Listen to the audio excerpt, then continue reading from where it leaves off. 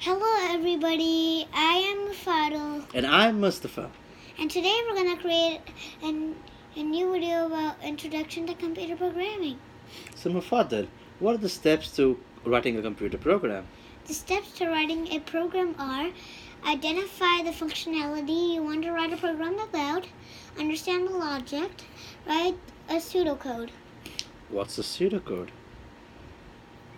It is writing the logic in the form of English language. Next is writing the code in the language of your choice. We'll be using Python. Then test your code to find bugs. Debug your code and fix the bugs. What's a bug? A bug is a coding error, and debugging is finding and fixing errors. Okay, what are the next steps? Once you fix all the bugs, ta-da! Your code is ready to work. Good job. So that was our first introductory video on how to write a computer program.